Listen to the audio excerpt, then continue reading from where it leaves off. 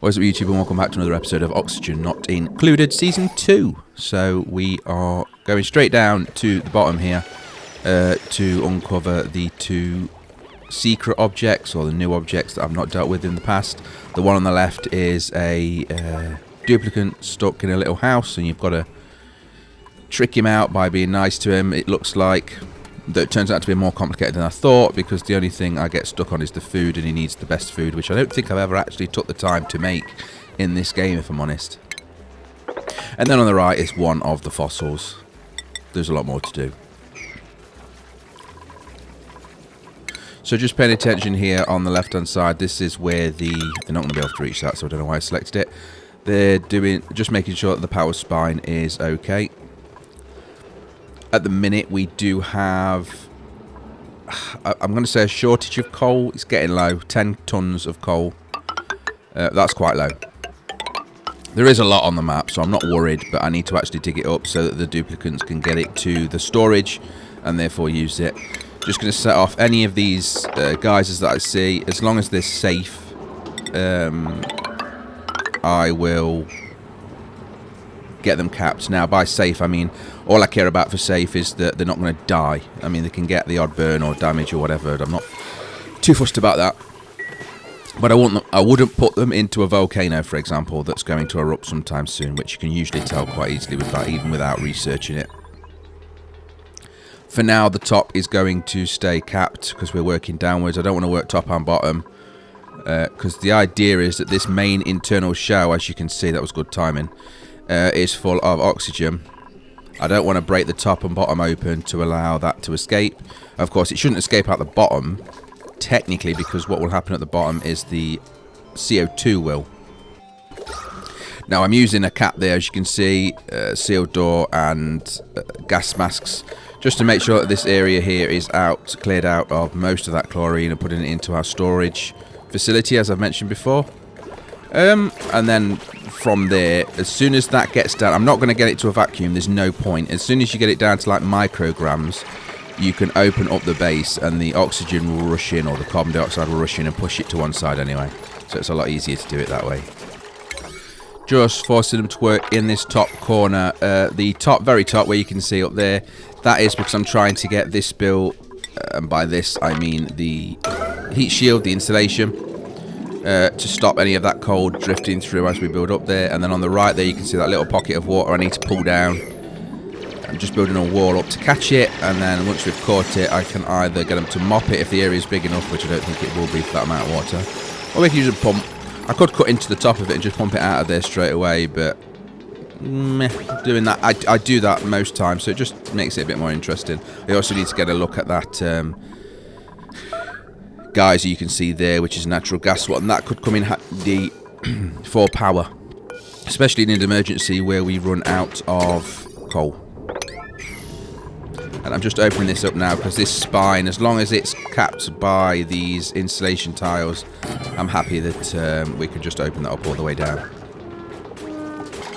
With that done, I say done, just finishing it off, but that should cap all of that cold from escaping through into the base, specifically the showers and bedrooms. And then we can look at pushing in. Now, when I push into the cold area, it will be a much bigger project. The idea would be that we'll just go sort of straight in there with some scaffolding, aka ladders, and just rip it all down, and then move all of the frozen ice, polluted water, etc. into a set location where it's confined behind insulation as well. Likely I'll start with the left hand side before the right hand side, just because the left hand side of the base is where I want to actually extend up more, and that's where the spine is as well, so it's a good idea to work on the spine before you work on any of the buildings or infrastructure. I need to clear out a space now and figure out how I'm going to do the bedrooms as well.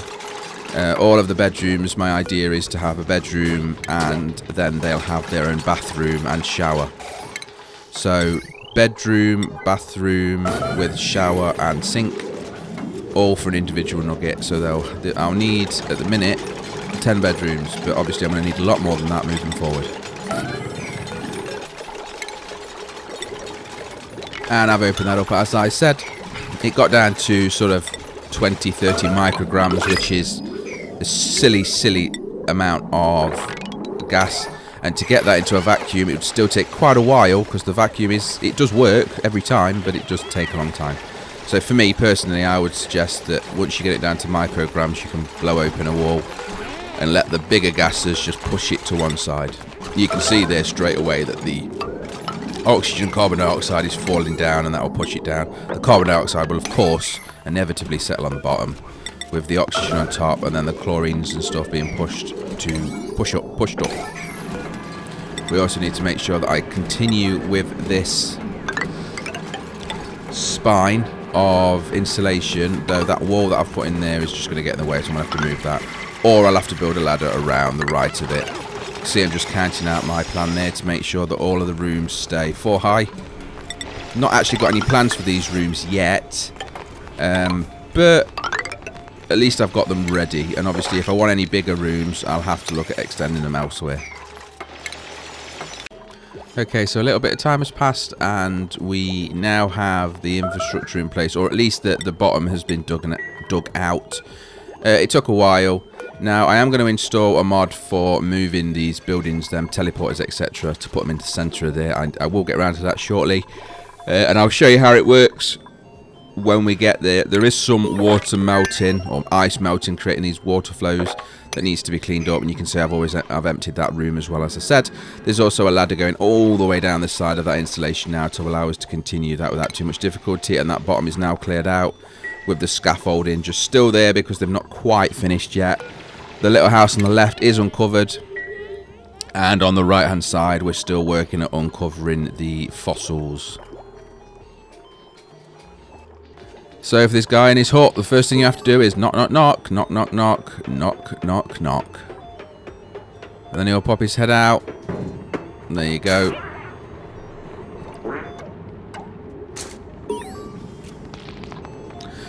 And that's it. On the side there, you can see the other things we need to do. We need to turn on his festive lights. We need to improve the decor, and we need to feed him. So a power cable will turn on his festive lights, nice and easy. Improving decor, not as easy. It depends on what resources you've got. Gold would make it very easy, of course, but I don't think I've got much gold, if any, and certainly none turned into actual gold from gold amalgam yet. So we'll have to wait and see. But for now, we'll just get his lights turned on and see how it goes. Like I say, the hardest part is the actual food, because it's like the best foods in the game, and I'm pretty sure I've never made them because I've never needed to. While working down at the bottom of the base, on this left hand side you can see where I've extended. I didn't really need any farms, or I'm not aware that I need any more farms as yet, so I have put in some toilets. That is the nuggets, no, the duplicants, there we go. If they're close to them toilets, which there is a chance they will be, working down at the bottom of the base and the toilets are mainly at the top, they'll be able to get to them quicker and shouldn't have any accidents. I'll do the similar sort of thing with the bedrooms as well. They need to be spread around to make sure that the duplicants aren't having to travel to the other side of the world just to go to the toilet or to bed. The good thing about the toilets is they're not named, so any duplicant can use it or them if they are available, but the beds are locked to names. Yeah, he likes that. He likes his lights being turned on. He gave me a smile. Good. So that's another step. You have to do it for a period of time. It's a sort of a percentage counter. There he is. Nice hairdo, dude. And we'll just move forward. I can't see anything on there at the minute because, again, we don't have the foods even researched or unlocked yet to make them. So that will be the deciding factor for unlocking whatever he is. If he's just another duplicant, fine. But I'm hoping for all this effort he's got some special ability of some description. So over to the fossil. The fossil's been researched and done, but the bits around it where you actually get fossil from aren't working, and I couldn't figure out why. Now, what it actually needs is they need a floor underneath them. It lets you dig out the floor underneath them and doesn't give you the warning that it needs. Normally, when a building requires a floor underneath it to operate, you get a little icon. It's not doing it on those. So that's why. You can see me looking for the reasons and who needs to do it and what, etc. But that's the reason. As soon as I put a floor underneath the bits of fossil there on that right bottom hand side, somebody comes and does them immediately. So just be pre-warned if you didn't know that. Okay, so a little bit later you can see we finally got that cleared up, and also the decor is being worked on for that duplicant as well. copper background, and then just lots and lots of statues. And the floor that's slightly above there were statues on there as well, but I took them down when we completed it. Around the edge, I just put some flooring. I can't remember what brick that is off the top of my head, but it was just blocking out the ugliness coming from the crap on the floor, basically, because there's a lot of stuff on the floor, as you can see, underneath, and that was causing decor to drop, so I just put that there for the sake of it. And it was the nicest material I had at the time, I believe. Got a bit of a heat problem happening in the centre, and that's because I've pumped in some hot water, and I really shouldn't have. I should have left it elsewhere or cooled it down first, but that is now creating a heat battery in the middle of a base and spreading out, stopping the crops from growing, which is not good. 170,000 calories, but of course that's including everything, including the stuff that you really don't want them to eat. So I will have to look at getting some of that ice from up above and using a time shift plate to bring these temperatures down sooner rather than later. And it looks like this is where I decide to pull the trigger on digging up into this left hand side, just making sure I'm checking my areas for blockages. There we go, because we don't want the water falling down there. Then I'll put an insulation tile over that and dig a little basin for it to fall into, and then that whole left hand, well, the center, I'll go in and try and rip out all of that gas, and the left hand side rip out all of that ice and frozen items. And it should be a big project, but it's also a good step forward to increasing the top of the base in terms of size. Okay, so within the actual power room, I'm noticing an issue. The carbon dioxide has been building up so much that around where you can see the actual generators, that carbon dioxide is sort of at 6 or 7 kilos per tile. So every time a duplicate goes in there, they get burst in eardrums, which is very, very bad. So what I'm going to do is set up a quick automation that is, when the carbon dioxide gas gets to 2 kilos or above, it will pump it out. 2 kilos, I think, is the maximum they can handle without having problems with the eardrums in terms of pressure. So then it will pump it out, and then below here are 3 tanks that are just designed to store that gas for now as a quick fix. By the time they're full, I would expect that this won't be our power source anyway, but it will just make the room a bit safer. Also, I think I've got the actual auto sweeper, so if I build one of those in there, as long as I've got the mechanical engineer in place, I can actually just make that load the generators instead. So all the duplicates have to do is put the coal in the chest, the cupboard, and then the machine will do the rest of the work. It just saves anybody having to be in there, but it also means that it'll happen more often, and it's less likely that the generators will be missed. And there it goes, up and running. So you can see the sensor to the left of the pump there is looking for 2 kilo, and obviously you could tell just by that how dark that colour was for the carbon dioxide that it's very, very strong. I think, like I say, it was about 6 kilos per tile, which is significant. And then just down this side here, I'm going to just put some insulation towers, do it as an urgent so that they get it done ASAP, and that will just help try and stop some of this heat from transferring over to the spine. The spine's going to create its own heat, but not as much as generators and batteries, I don't believe, or certainly generators anyway. So to get into this top center area, and this is the first part, is to get into the center where the gases are, chlorine and hydrogen. All I want to do there is put a little cap on this door to try and stop it getting in the base. Again, the base is full of oxygen, and the rest of the outskirts I don't care about as much. So once this is built in, that should keep the base reasonably safe. We can then just chuck in a ladder straight up the middle and build out some scaffolding and get all of this ripped out, making sure all of them gases can mix. When they can all mix, a couple of pumps, and the same process as I've done before, where I just pump it into my sorting system that's already built. And when it gets down to micrograms, I'll pop the cap and let the oxygen fill up that area. Maybe, it depends on how the base building goes. Likely I'll actually leave it.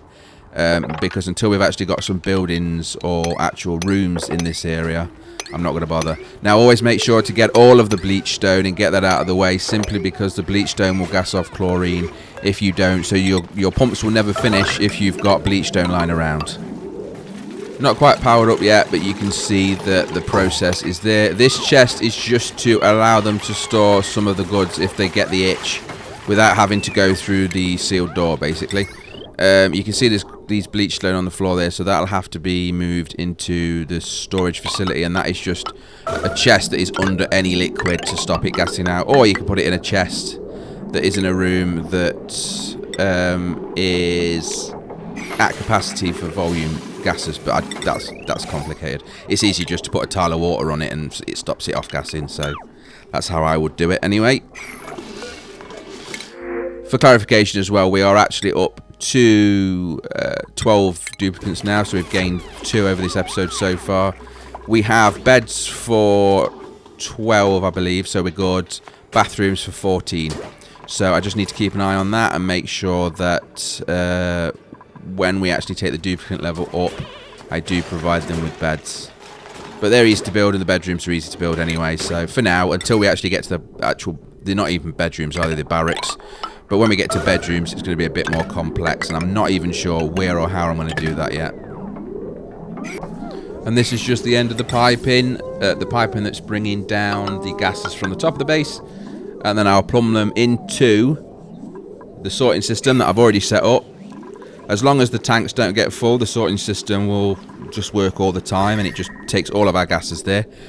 And again, as soon as it hits micrograms, we will just flood it with another gas, likely carbon dioxide or oxygen.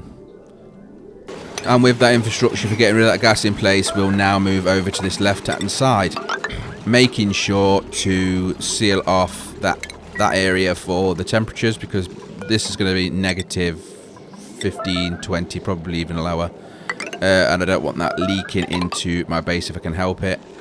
And also there is a geyser there, so we need to get that capped off as well. 𝐷𝐿, which is good to have in storage somewhere, because as soon as we get around to doing the 3rd research, applied science I believe it's called, you need rad bolts there, and this is how I normally do my rad bolts, is using I use the rad bolt lamps, or if I get one, a 𝐷𝐿, then I'll use a 𝐷𝐿 to actually do that for us. And it has the desired effect that it actually keeps things cool as well, so it's a bonus. I'm not sure it's the most complicated way of doing it. It might be, I don't know, you tell me. But it seems to work, so. And don't get me wrong, I'm not no expert.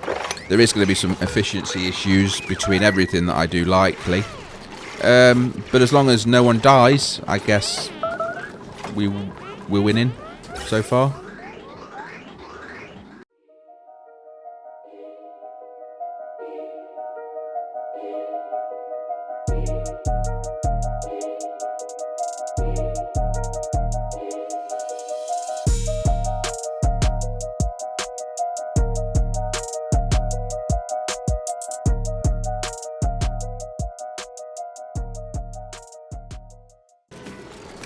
There we go, decent progress made. We are, of course, showing... Well, sorry, not showing. Almost covering the geyser that's in there. Just need to pull that right-hand side down now.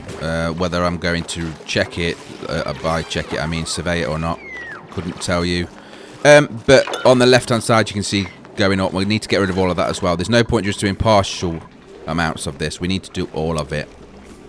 And the heat problem in the base is getting quite severe in terms of wrecking our food store. So we are at 250,000 resources, but at least we've now got ice in order to be able to do this, though this will work over time, but it will take time. And to be honest, the easiest way to usually do it, especially with that water being so warm, is dumping the water or deleting the water, and which we can't delete it because we don't have a vacuum yet into space, but just putting cold water in there, very cold water, and that will mean that we'll just put loads of these temp shift plates. That cold water will drop in there and cool that down, hopefully as soon as possible. We could also get them to bottle up water for the sake of it and put it elsewhere, but I think just using a lot of ice and these temp shift plates will work as well. Just quickly bring you back to show you when the temp shift plate does indeed melt. You saw there, it immediately drops the temperature of everything that it touches and around where that water is taking that heat away. Obviously the water gets warmer, the items get colder, simple physics. And what I'm going to do is open up these centres, because although they're allowing air to transfer through, it's not allowing the water, and that's actually going to help just cool down that whole column. Again, I think we need to concentrate on the water storage rather than this area. But if I can get some of the crops growing again so we're not going to starve to death, that's also a step in the right direction, I would say. And in that cold area that we uncovered, we've now capped that, guys, when I've put some chests in there.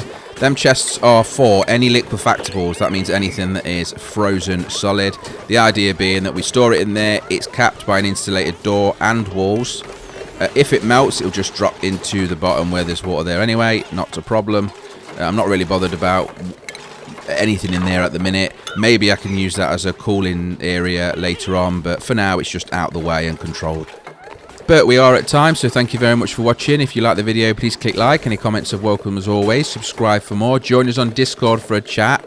And if you are liking the Oxygen Not Included series, please do let me know so I know to put more time into making more episodes more frequently. Normally that's done on Discord for the guys talking on there. Again, thank you very much for watching. Take care. Goodbye.